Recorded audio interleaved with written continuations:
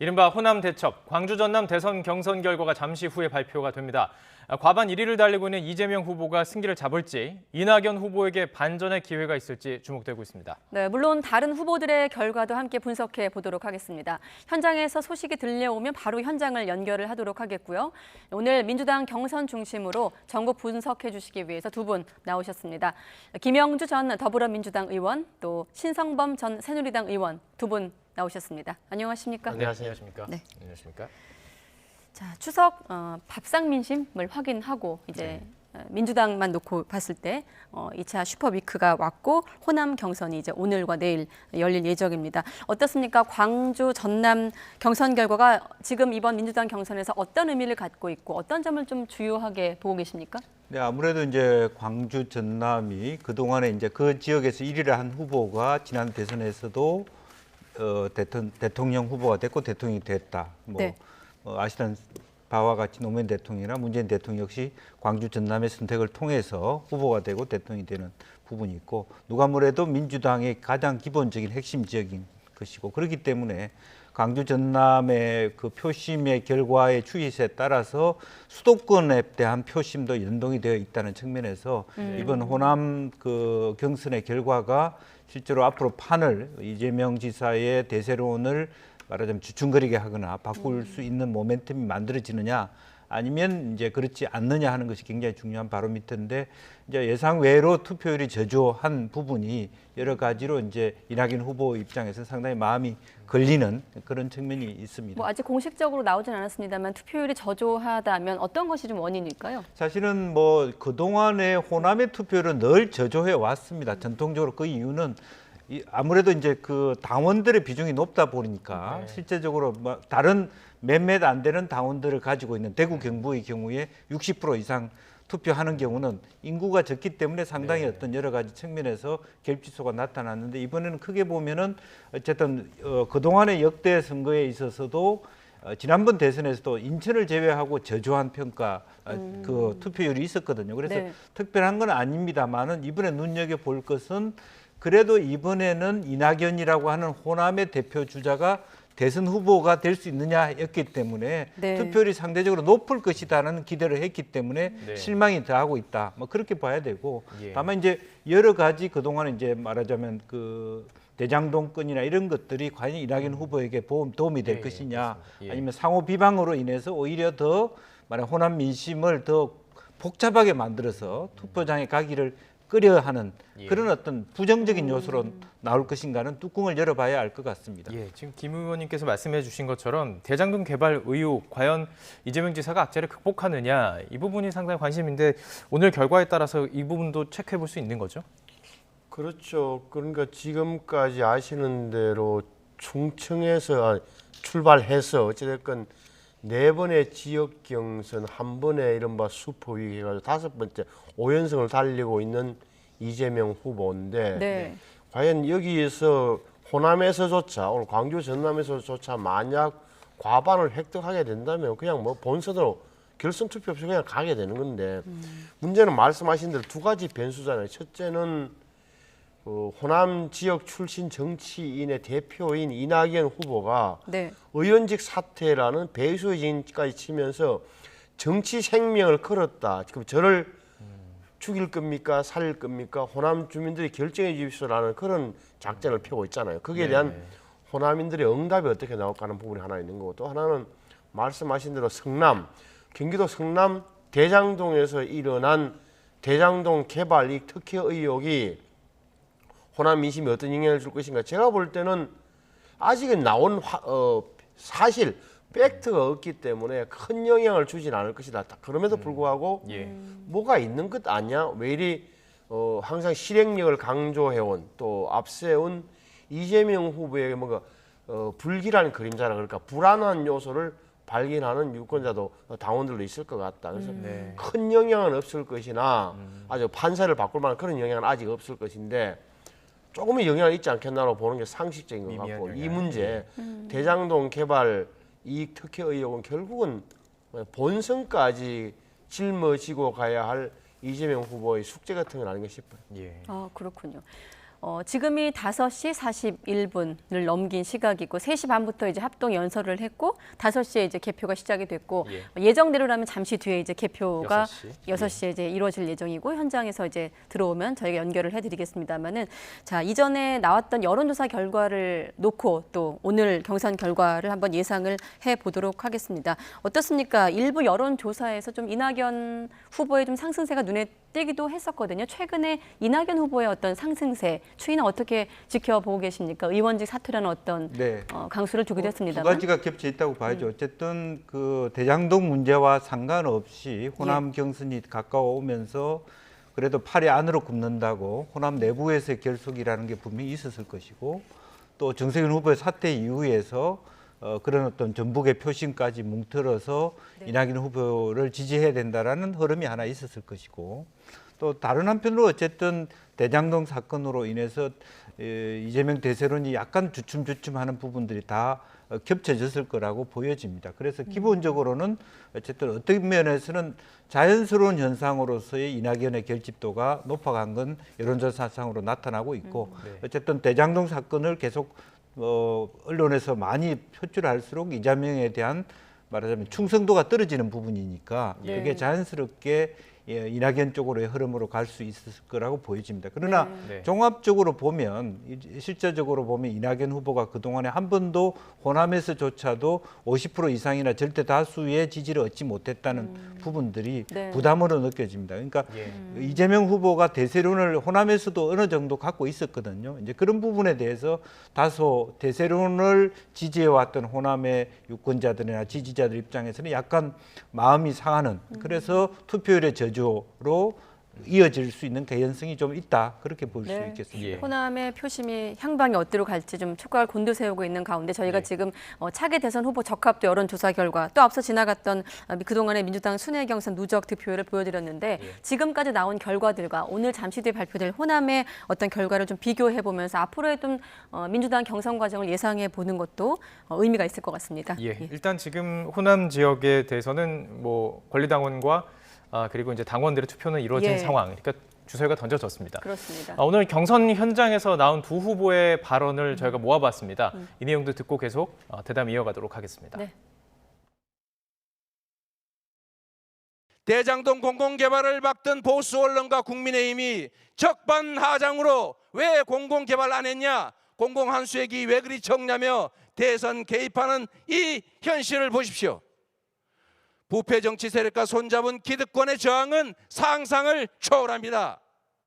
기득권과 맞짱 뜰 수 있는 용기 그리고 강력한 추진력을 갖춘 개혁 대통령이 필요합니다. 흠없는 후보, 안심할 수 있는 후보로 당당하게 가라. 그것이 승리의 길이다. 그렇게 단호하게 말씀해 주십시오. 요즘 검찰의 국기문란 고발 사주 사건과 성남 대장동 개발 비리로 많은 국민이 분노하고 계십니다.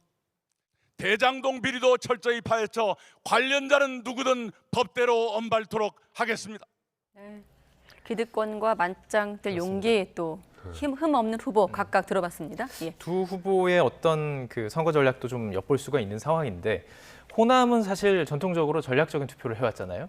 그렇기 때문에 이것도 영향이 어떻게 갈지 궁금한데요. 그러니까 흔히들 전략적 투표로 할 때 호남을 표현하는 말을 이길 수 있는 후보에게 힘을 몰아준다로 표현을 하더라고요. 저는 내막은 잘 모릅니다만 어찌됐건 그래서인지 이재명 후보는 철저하게 이길 수 있는 후보. 아예 그러니까 괜히 예선에서 힘 많이 빼게 하지 마시고 본선에 빨리 올려주세요라는 말씀이잖아요. 그러니까 예선에서 힘을 많이 빼게 되면 나중에 본선에서 맞닥뜨리게 될 야당의 후보에게 좀 더 밀릴 수 있다. 다시 말하면 좀 안전하게 본선으로 보내주시라는 계속 신호를 보내고 계신데 있는데 그 어떤 반응을 볼지 모르겠고 아시는 대로 지금 이낙연 후보는 철저하게 안심할 수 있는 후보. 다시 말하면은 이재명 후보 가지고는 여러분 대장동 건도 있고 해서 본선에까지 그냥 보내기에는 좀 불안하지 않습니까? 한 번 더 결선 투표까지라도 갈 수 있는 결선에까지 갈 수 있는 기회를 주십시오라는 게 그게 어떻게 보면 호남 유권자들에 대한 자기의 세일즈 포인트라 그럴까 호소 요인이죠. 네, 앞서 그 순회 경선 누적 득표율에서 한 가지만 좀 짚어보면 추미애 전 장관 같은 경우 지금 11.85% 누적 득표율을 기록하고 있는데 오늘 결과에서도 이제 두 자릿수를 기록하는 것인가 지금 현재까지 3위를 기록하고 있는데 추미애 전 장관 포함해서 어떤 후보를 좀 주목하고 계십니까? 이제 두 양강 후보 말고. 글쎄 뭐 양강 후보 외에는 이제 추미애 후보인데요. 추미애 후보의 스탠스가 오늘 발표한 거로 보면 이낙연 후보를 공격하는 스탠스를 갖고 있거든요. 네. 반개혁적이다. 나는 가장 그동안의 개혁의 노선을 지켜왔는데 실제로 보면 이낙연 후보는 그다지 그렇게 개혁적이지 못했다라고 얘기했기 때문에 그 부분에 대해서 즉 광주 호남의 정신이라고 하는 개혁 정신 또 뭐 혁명 정신 그렇게 얘기를 했습니다만 그런 이야기를 듣는 그 호남 유권자들의 선택이 그야말로 추미애로 향할 것이냐 이낙연으로 향할 것인가 그런 고민들이 되는 지점이 있을 것 같고요. 이제 거기에 따라서 아마 그런 지점을 놓고 본다라면 추미애 표가 많아진다는 것은 이재명 표가 많아진다는 뜻일 수도 있고 물론 두 분이 나눠 가진다는 또 복잡한 계산법이 있습니다만은 민심의 큰 그 향배가 과연 이낙연이라고는 우리 사람으로 갈 것인지 더 개혁적이고 더 일할 수 있는 이재명 추미애로 갈 것인지 이게 관전 포인트가 아닌가 그렇게 보여집니다. 선거 후에 당권 경쟁에서 좀 영향을 끼칠 수 있나요? 이 투표 결과가? 뭐 기본적으로는 어쨌든 그 이번에는 사실은 그 대구 경북 이후에만큼 11% 이상을 가져가기는 쉽지 않아 보입니다. 굉장히 호남에서는 두 분들의 양강 구도가 훨씬 많을 것이라고 보이지는나 네. 그렇지만 어쨌든 추미애 후보가 3등을 계속 유지하고 뚜렷한 4등과의 차이가 나타난다면 발언권이라든지 또 뭐 종로 보선이라든지 어떤 다음 당권 대권에 있어서 상당히 많은 유리한 고지를 가질 수 있지 않겠나 그렇게 생각이 듭니다. 네, 자 민주당 순회 경선 광주 전남 지역 이제 호남 대전이 치러졌고 이제 잠시 뒤면 한 10여 분 정도 뒤면 개표 결과 나올 예정인데 민주당 상황은 잠시 뒤에 또 좀 더 길게 얘기할 기회가 있을 것 같고 오늘 두 분 나오셨으니까 국민의힘 경선 상황도 잠깐 짚어보도록 하겠습니다. 내일 이제 3차 방송 토론회가 예정돼 있는데 앞선 토론회에서 윤 전 총장이 또 이제 발언으로 인해서 뭐 구설수에 올랐다고 해야 될까요? 총공세를 받고 있다고 해야 될까요? 어떻게 좀 들으셨습니까?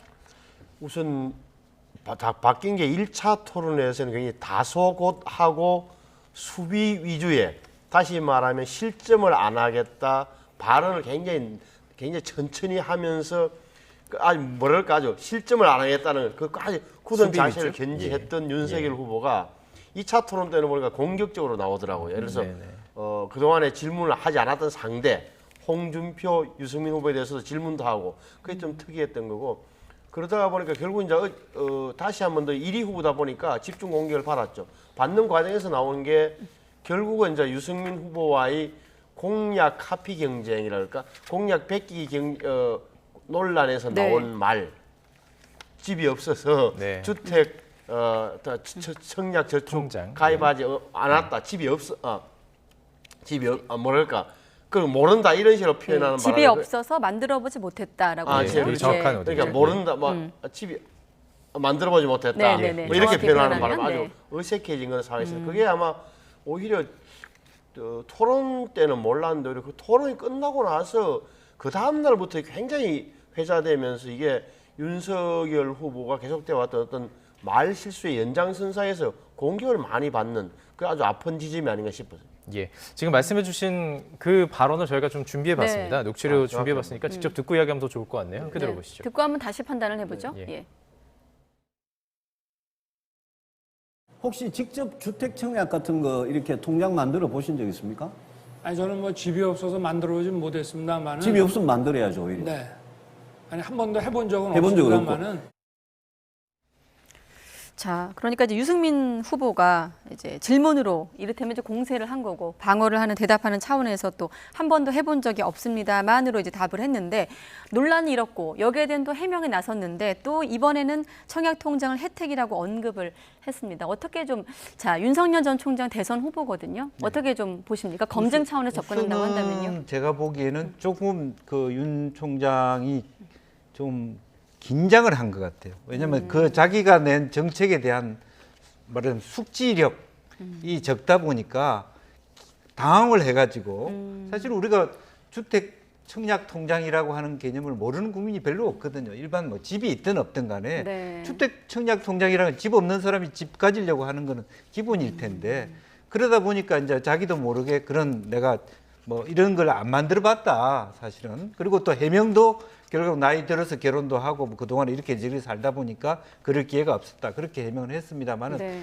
그런 부분이 이제 빌미가 된 거고 같고요. 근데 그런 면에서 상대 후보가 확 물어뜯은 거죠. 어찌 보면 그런 기본적인 이해도 없냐 이제 이렇게 된 부분입니다만은 이제 그런 면에서 여러 가지 많은 어떤 후보들의 공격 대상이 된 것 같고요. 네. 이제 그런 면에서 본인이 오히려 해명이 오히려 더 여러 가지를 더 많은 쓸데없는 쓸모없는 논란을 빚었다라고 보여집니다. 우리 솔직하게 얘기해서 그때 내가 좀 긴장한 것 같다. 뭐 사실은 네. 뭐 그런 정도로 했어야 될 부분을 또 해명이랍시고 뭐 하다 보니까 또 그것이 또 꼬리에 꼬리를 물는 그런 부분이고 여전히 다른 후보들의 공격이 계속적으로 될 것 같습니다. 그러니까 실제적으로 보면 바로 그 직전은 홍준표 후보가 순환을 겪었거든요. 하태경 예. 후보에 대해서 말하자면 조국 수홍 그런 부분 때문에 홍준표 후보로부터의 공격은 약화됐는데 유승민 후보로부터의 공격을 뭐 방어하는 과정에서 어렵사리 또 다른 어떤 논란이 됐기 때문에 상당히 저 부분은 정책에 대한 뭐 또 뺏기기 논란까지 덧붙여서 과연 대선 후보로부터 역량이 지금 준비도가 너무 낮지 않느냐 그런 총평으로부터 자유롭지 못하게 되었다는 건 분명한 것 같습니다. 그렇다면 이런 발언들이 좀 민심에 끼친 영향 어떻게 분석하세요? 뭐 저는 선거를 치러보셨기. 작은 발언들이 당장은 별거 아닌 것 같지만 쌓이는 순간 쌓이면서 신뢰도가 떨어지잖아요. 다시 말하면은 뭐랄까 이게 주택 청약을 잘 모른다. 일반인은 보통 30, 40대 되면 대부분 다 뭔가를 좀 해보고 아는 건데 아무리 윤석열 전 총장의 경우에 뭐 부모 집에 얹혀 살고 공무원 생활에서 왔다 갔다 할지언정 이렇게 되면은 이게 일상생활을 잘 국민 일상생활과 좀 거리가 먼 생활을 해온 사람 여기에다 검찰 간부, 검찰총장 이렇게 이어지면서 이전에 했던 발언까지 다시 상기되는 그러다 보니까 정말 국민 일상생활과는 거리가 먼 생활을 해온 사람, 모르는 사람 이런 신뢰도에 큰 문제가 생기는 거죠. 저거는 작은 문제는 아니에요. 저게 단순하게 말 실수로 넘어갈 것은 아니고 네. 윤석열 후보 캠프에서도 사실은 내부 토론을 통해서 이런 이야기를 실무적인 이야기를 많이 해줘야 되는데 지금 아무 도움 참모 도움 안 받는 토론에 나오다 보니까 저는 실수가 계속되고 제가 보기엔 저는 실수가 또 계속 또 나올 가능성이 있다라고 봐요. 왜냐하면 다음 달 8일 2차 컷오프를 앞두고 있고 토론회가 지금 4번에 걸쳐 남아있는 네 번이 남아있어요. 상황이거든요. 예. 지금 참모의 도움을 좀 받지 않았다고 하셨는데 지금이라도 좀 전략 수정이 좀 있어야 된다고 보시는 건가요?